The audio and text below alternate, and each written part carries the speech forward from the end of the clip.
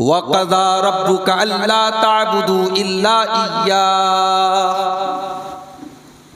तुम्हारे परवरदिगार का ये हुक्म है, तुम्हारे रब का ये हुक्म है, उसका फैसला है अल्ला ताबुदू इल्ला इय्याह, कि इबादत अगर करो तो सिर्फ और सिर्फ उसी की करो, उसके अलावा किसी और की इबादत न करो।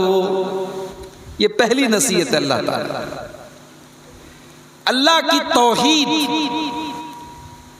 अल्लाह की इबादत में किसी को शरीक नहीं करना है, क्योंकि अल्लाह की नजर में अगर सबसे बड़ा कोई पाप है, सबसे बड़ा अगर कोई गुनाह है तो यही शिर्क है। शिर्क की हालत में अगर इंसान मर गया, अल्लाह ताला क्या उसकी माफी की कोई गुंजाइश नहीं। वो अल्लाह जिसकी रहमतों के तज़किरे से पूरा कुरान भरा पड़ा है, वही अल्लाह कुरान में कहता है इन्नल्लाह ला यग़फ़िरु अन युशरका बिही व यग़फ़िरु मा दूना ज़ालिका लिमन यशा।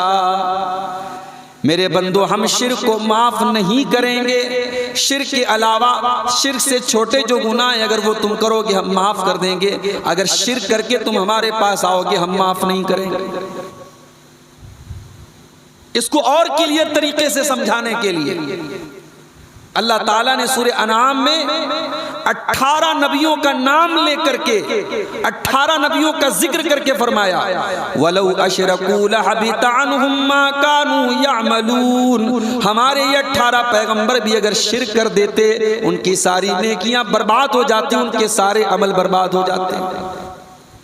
मुशरिक की कोई नेकी अल्लाह के कबूल नहीं। आज मुसलमान यानी इस बात की खतरनाकी को समझता ही नहीं है। वो सोचता ही नहीं कि ये शिर्क कितना बड़ा गुनाह है और कौन कौन से चोर दरवाजे के जरिए उसे शिर्क के रास्ते पे लेके जाया जा रहा है। मुसलमान को इस बात का एहसास ही नहीं है। मेरे भाई, हमारी नेकियों के लिए बहुत बड़ा जहर है शिर्क। हमारी नमाजें हमारे मुंह पर मार दी जाएंगी, हमारी ज़कात, हमारी खैरात। अल्लाह के रसूल सल्लल्लाहु अलैहि वसल्लम जब दुनिया में आए तो मक्के में एक बहुत नेक इंसान रहता था, अब्दुल्ला इब्न जुदान। गरीबों की मदद करता था, हाजियों को खाना खिलाता था, फकीरों को पैसा देता था। एक मर्तबा हजरत आयशा ने कहा, अय अल्लाह के नबी, बड़ा नेक आदमी अब्दुल्ला बिन जुदान, रिश्तेदारों की बड़ी हेल्प करता है, गरीबों की बड़ी मदद करता है, बड़ा खैरात देता है, क्या वो जन्नत में जाएगा? अल्लाह के नबी ने कहा, नहीं, वो जन्नत में नहीं जाएगा। क्यों नहीं जाएगा? कहा है आयशा, अब्दुल्ला बिन जुदान ने कभी ये नहीं कहा कि ऐ मेरे रब तू मुझे माफ कर दे। उसने अपने रब से, उसकी तौहीद से अपना ताल्लुक नहीं जोड़ा।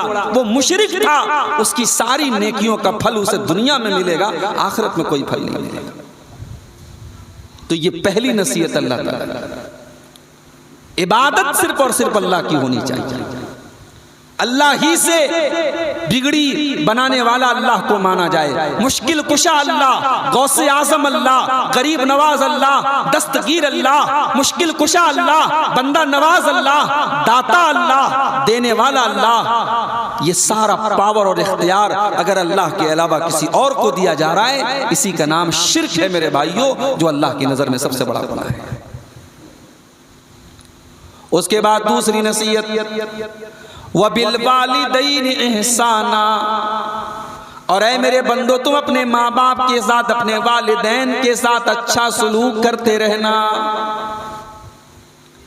अल्लाह ने ये नहीं फरमाया जब तुम्हारे वालिदैन तुम्हारे साथ इंसाफ करें, अच्छा मामला करें, तब उनके साथ तुम अच्छा सलूक करो। फरमाया वबिल वालिदैन इहसाना, तुम्हारे वालिद और तुम्हारी वालिदा, तुम्हारे बाप और तुम्हारी माँ के साथ तुम्हें हर हाल में भलाई करना है।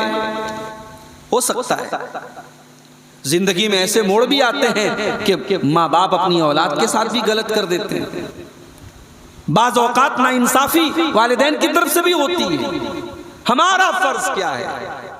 हमें अपनी माँ का एहतराम